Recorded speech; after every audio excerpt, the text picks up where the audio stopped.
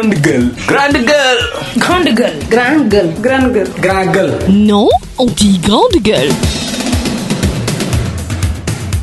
Et c'est parti pour votre émission Les Grandes Gueules après.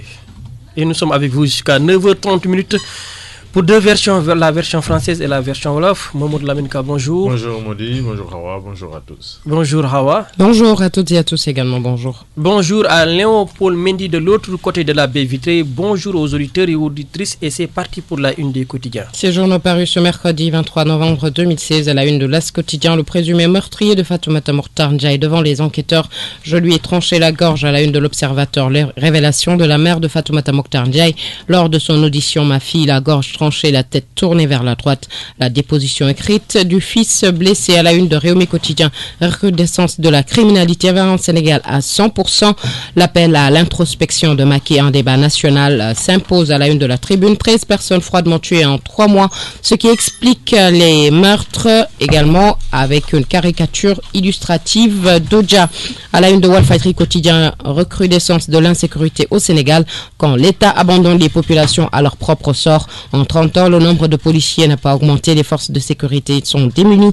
L'agence d'assistance à la sécurité de proximité est aussi inefficace qu'inopérante. À la une d'Enquête quotidien, rétablissement de la sanction suprême, la peine de mort dans tous ses états. Après la série de meurtres notés récemment, la pression s'accentue pour le rétablissement de la peine de mort. Il y a eu 1634 exécutions dans le monde en 2015. À la une du quotidien, le quotidien, rétablissement de la peine de mort au Sénégal, un débat sans fin, de sang rouge qui coule. À la une du quotidien national, recrudescence de la violence, la classe politique appelle à une introspection. À la une du populaire, Abdoulaye Mamadou Guissier, président de la commission d'organisation du FPDR, Karim Wade ne sera pas candidat parce qu'avec une grâce partielle, on ne peut pas être candidat. Mon coach au Sénégal n'a aucun avenir. À la une de Direct Info, à la veille des élections, que vaut la nationalité sénégalaise? Les Guinéens seraient convoyés vers la DAF pour l'obtention d'une carte d'identité biométrique. Suspicion de fraude, la Sénat condamne et l'opposition amorphe, département de Mour. 75 demandes instruites par jour pour environ 400 000 électeurs. À la une de Zoom Info, débauchage tous azimuts de maire de l'opposition. Macky Sall déclenche l'acte 4 de la décentralisation pour la territorialisation d'une politique de transhumance. Ce qu'Abdoulaye Baldé n'a pas dit à propos de son supposé ralliement. Le maire de Ziguinchor est démarché depuis juin 2014. À la une de Sonolambe, ramener la couronne à Pikine, entrer dans l'histoire. 16 ans de vérité pour Eumeu Sène. À la une de Stade, Ligue des Champions, 5e journée. Paris défie Arsenal à l'Emirates. C'est là la une des quotidiens parus ce mercredi 23 novembre 2016. Modigay. Ligue des Champions, Arsenal contre Paris Saint-Germain. Et Serge Aurier ne sera pas de la partie parce que l'ambassade de la Grande-Bretagne en France lui a refusé. Comment on appelle encore ça? Passez-moi le visa pour comportement. Qui lui a refusé? L'ambassade de la Grande-Bretagne en France. Lui a refusé le voyage en Grande-Bretagne. En Grande-Bretagne. Oui, parce que la Grande-Bretagne ne fait plus partie de l'Union européenne. Merci beaucoup. Et il devait bénéficier d'un visa puisque c'est pas un garçon de cœur. C'est pas un enfant de cœur. C'est pas un enfant de cœur, voilà. Ouais. Et la Grande-Bretagne a jugé qu'il n'est pas le bienvenu dans son sol. Ils sont libres. Ils sont libres. Alors les titres. Chacun ses problèmes. Oui. Les titres, bon, je pense que principalement, c'est toujours le débat sur la série de meurtres, mais également sur le débat sur la réactivation de la peine de mort. Je retiens également la carte biométrique de la CEDEAO qui pose encore autant de problèmes. Ok. Oui, un intérêt pour toujours ces cas de meurtre et ces interrogations et les impressions, de même que les émotions que ça fait à toute une nation pour un Sénégal connu pour la paix, la cohésion sociale, le vivre ensemble harmonieux et tout le reste, ça fait élever des voix aussi bien chez les familles religieuses, chez les khalifes généraux qu'on a entendu déjà avec le Magal de Touba, mais également l'église catholique. Tous les êtres humains, tous les croyants condamnent cela et demandent une introspection large et vaste de tout un chacun pour que des solutions durables puissent trouver à ce problème à jamais. J'ai un intérêt également pour le deuxième titre évoqué par Mohamedou Laminka et troisièmement peut-être politique un peu, avec les débauchages tous azimuts. Ok, qu'est-ce qu'on n'a pas encore dit sur les cas de meurtre? Bon, le débat est toujours vif. Les deux parties, c'est-à-dire les pro-peine de mort et les anti-peine de mort. Et cela veut dire également que nous sommes dans un pays de démocratie où le dialogue, la discussion, le débat, qui est souvent fait dans la contradiction, à mon sens, c'est comme ça que marche une démocratie. Chacun a son opinion et chacun également est libre de faire valoir son opinion, mais dans le respect. Mais pourquoi la population est aussi divisée sur cette question de la peine de mort? Oui, la population, elle est divisée parce que tout simplement, il y en a qui pensent aujourd'hui, qui sont convaincus qu'il faut faire revenir la peine de mort. Et j'ai envie de poser une question à tous ces gens qui disent qu'aujourd'hui, on doit faire revenir la peine de mort. Jusqu'en 2004, la peine de mort existait au Sénégal. C'est en 2004 que la peine de mort a été abolie dans notre code pénal. Est-ce que de 1960 à 2004, il n'y a pas eu de meurtre? On ne me dira pas non. Il y a eu autant de meurtres et jamais on a assisté à une exécution, à part 2, sinon 3. Et toutes ces 2, comment dirais-je encore, exécutions, à mon sens, c'était des exécutions politiques. Il s'agit de l'exécution de Moustapha Lo, qui a attenté à la vie du président d'alors, Léopold Sédar Senghor, c'était à la Grande Mosquée de Dakar. Le deuxième, c'est le bourreau de Demba Diop, député alors. Ce sont les seuls, à ma connaissance, ce sont seulement ces 2 exécutions que le Sénégal a connues dans le passé, et c'est des exécutions politiques. Maintenant, il faut trouver la solution ailleurs. C'est ma position. Moi, ma position par rapport à la peine de mort, elle est très claire. Je pense que aujourd'hui, il est aujourd'hui dangereux de penser à réactiver la peine de mort. Pourquoi? Parce que déjà, nous avons un système judiciaire défaillant, une justice qui condamne, qui donne des décisions, après revient sur ces décisions-là. J'en veux pour preuve les jeunes de Colobane qui ont été condamnés à 20 ans de prison ferme. Qu'est-ce qui s'en est suivi? Une rétractation, c'est-à-dire le tribunal est revenu en arrière pour rejuger l'affaire et pour reconnaître tout simplement l'innocence de ces jeunes-là qui ont été accusés d'avoir ôté la vie à un policier. Alors, au-delà de cette analyse, Lamine, vous me permettez. Allez-y. Ousseynou Diop a sorti son pistolet, d'une balle dans la tête, a abattu le taximan. L'autre a égorgé l'autre chauffeur a égorgé Fatoumata Makhtar Ndiaye. Et ces personnes qui ont été prises la main dans le sac méritent-elles la peine de mort, oui ou non? C'est là où se situe le débat pour moi. Oui, j'allais en venir. C'est-à-dire, si on prend l'exemple des jeunes de Colobane, si la peine de mort existait toujours au Sénégal, on ne disconvient pas, peut-être que ces jeunes-là seraient aujourd'hui dans les couloirs de la mort.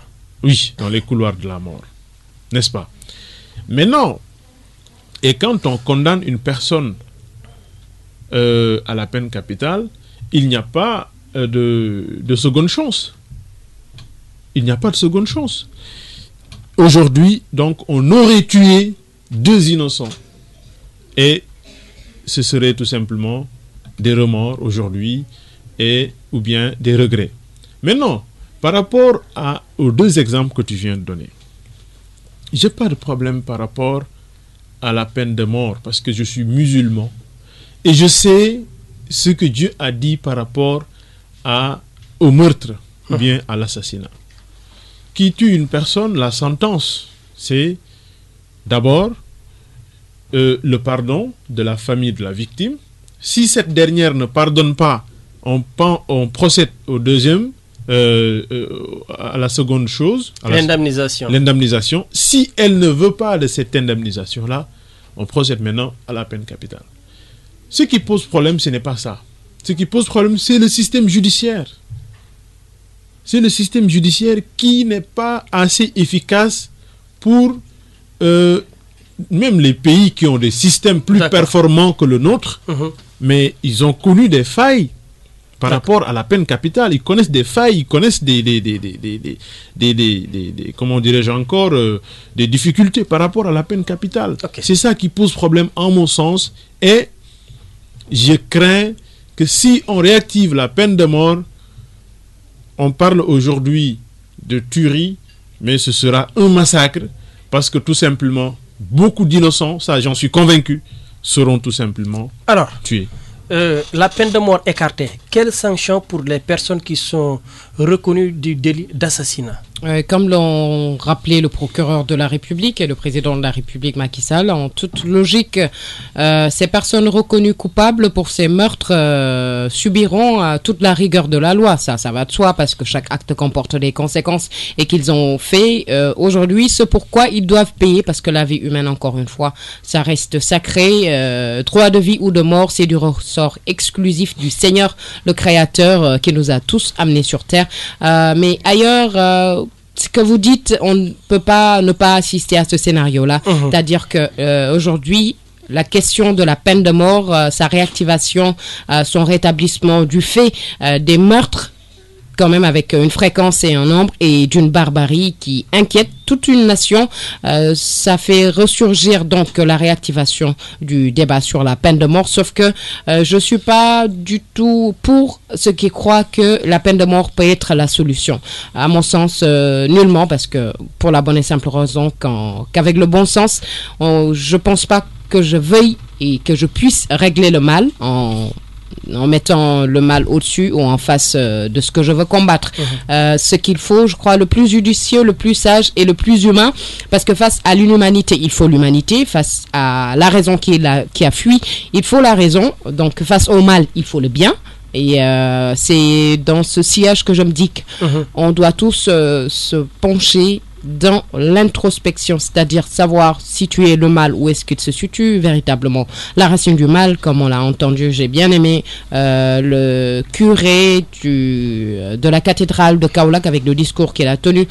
Savoir déjà les origines, les causes du mal, je crois que ça permet aussi de trouver des pistes de solutions.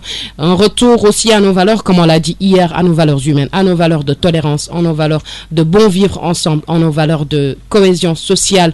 Cette teranga sénégalaise, notre richesse, notre force, notre atout charme, que nous ne devons délaisser ni abandonner pour rien au monde.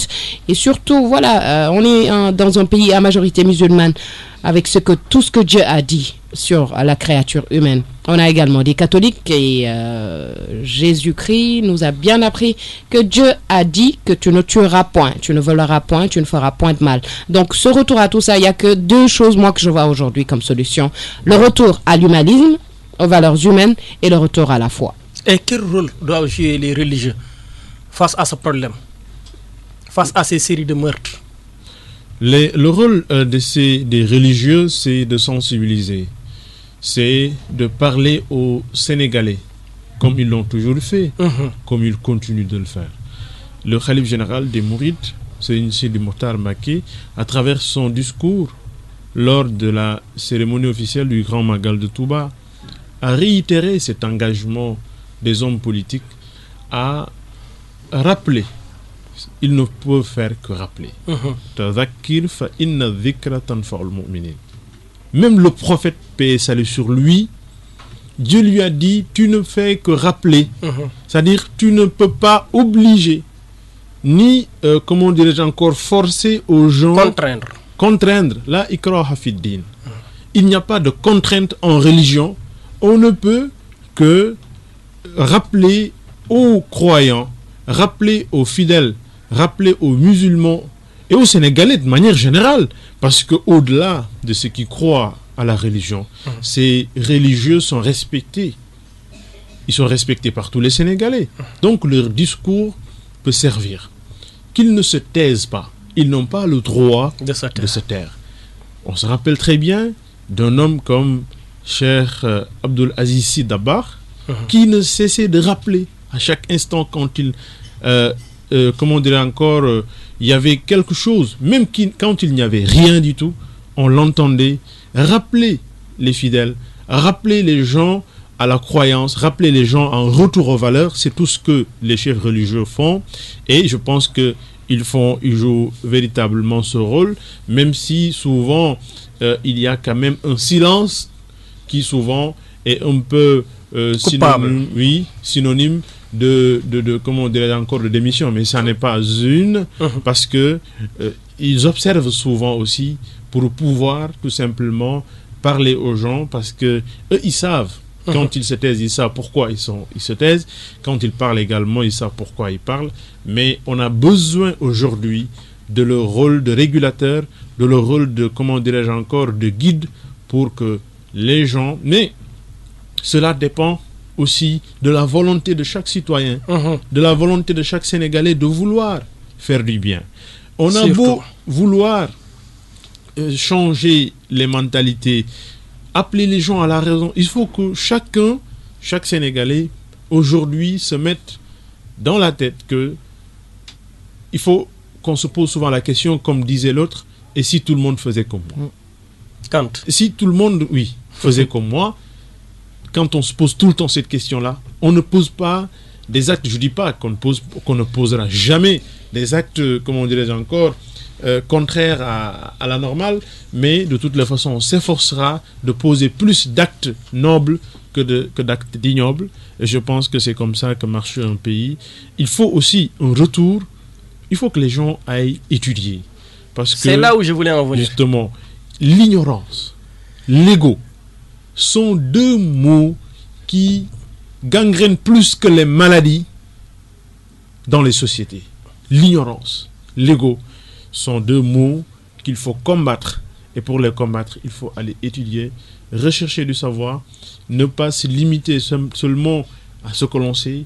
Il faut creuser, il faut, comment dirais-je encore, davantage se cultiver, connaître d'abord sa religion, connaître son pays, connaître son passé, parce que il est important, sa culture. Justement, il est important de se connaître. Quand on perd notre identité, on ne sait plus, nous ne savons plus qui nous sommes, et quand nous ne savons plus ce que nous sommes, nous ne pouvons pas, comment dire encore, jouer véritablement notre rôle, comme disait Senghor.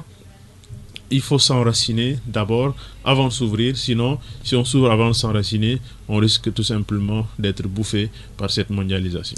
Les parents ont-ils démissionné ou ont-ils échoué? Je crois que les responsabilités sont situées à plusieurs niveaux. La responsabilité parentale en premier lieu. Hier seulement, nous faisions le rappel un peu, rafraîchissement d'esprit avec comment l'enfant, il était le pur produit de la société de tout en chacun. Chacun apportait sa pierre dans l'éducation, c'est-à-dire la construction de cet enfant-là pour qu'une fois adulte, qu'il puisse servir noblement la nation, qu'il soit des dignes enfants. En fait, je me faisais une introspection en tant que femme. Je me demandais, ces mamans qui ont mis sur terre ces enfants qui sont aujourd'hui leurs pires ennemis, leurs propres ennemis et les ennemis des autres, qui attentent à la vie d'autres personnes, comment elles doivent se sentir, ces mamans-là? Est-ce qu'elles doivent regretter d'avoir mis au monde des monstres aujourd'hui, actuellement, des monstres aussi bien vis-à-vis d'eux que pour la société?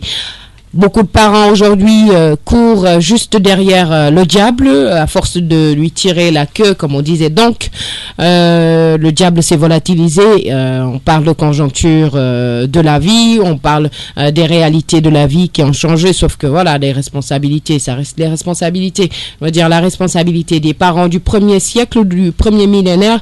Il n'y a pas de changement avec les parents du troisième millénaire. C'est juste une question de conscience.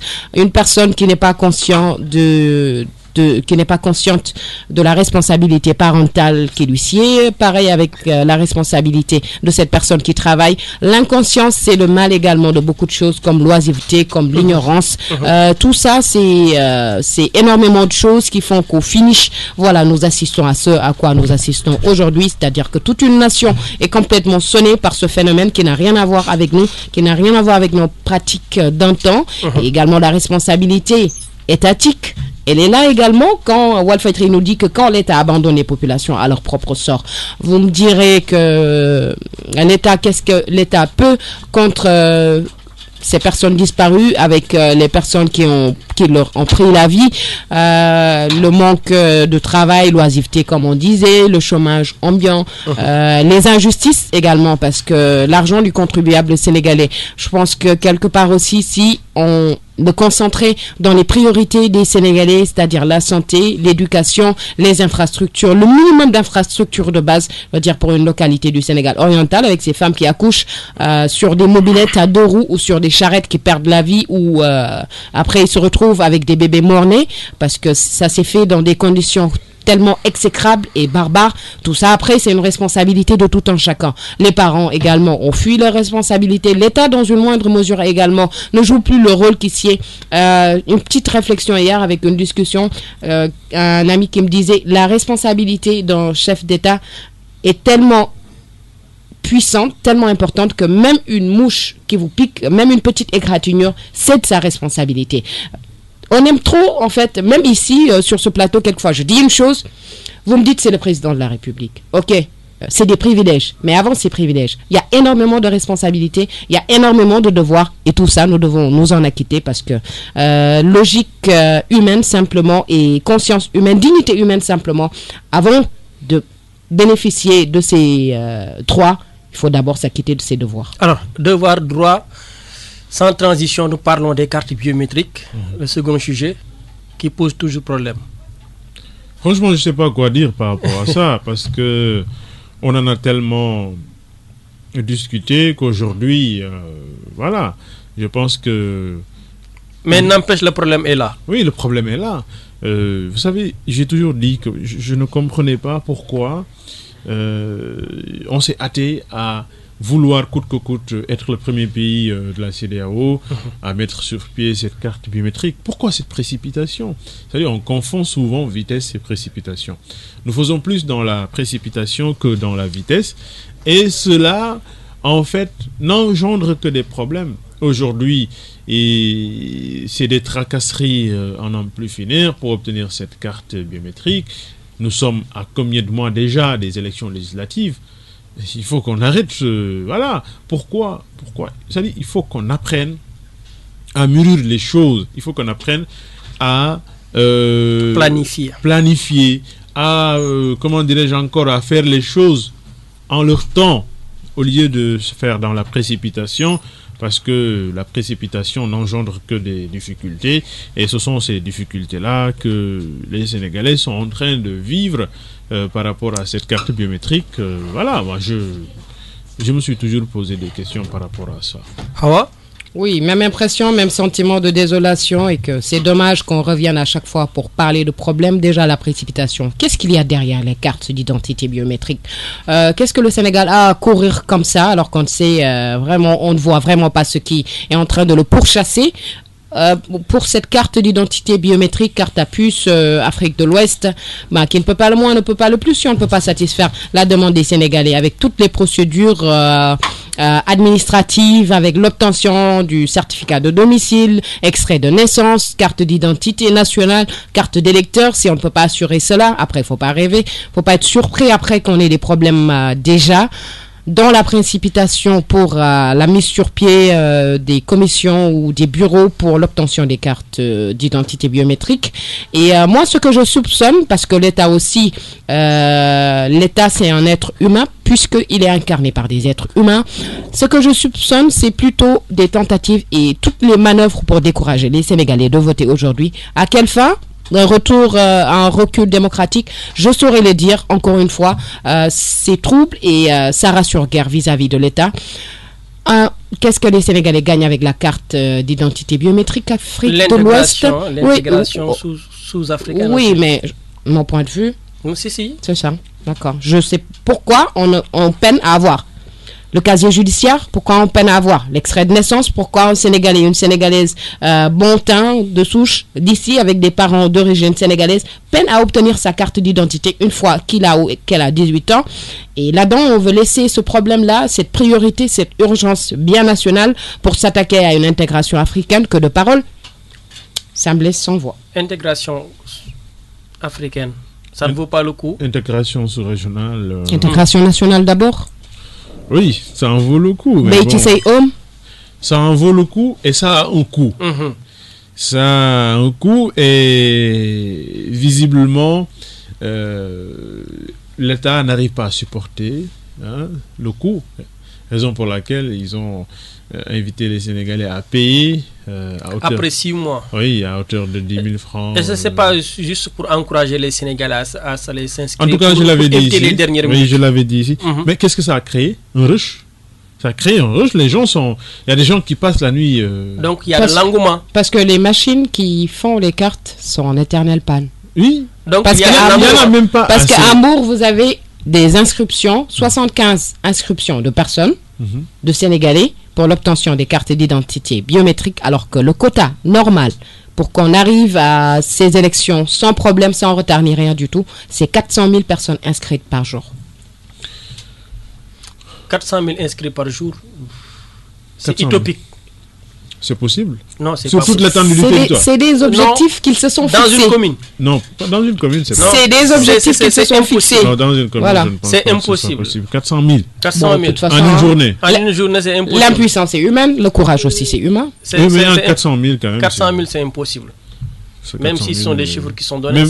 Même des robots ne peuvent pas faire. Même des robots ne peuvent pas faire ça. Peut-être 10 000 personnes par jour. Bon, je pense Ça même que pourrait sur faire. toute l'étendue du territoire, 400 000 peuvent peut-être sur toute Même l'étendue sur du toute territoire. l'étendue du Ce territoire. sont 400 000. les objectifs que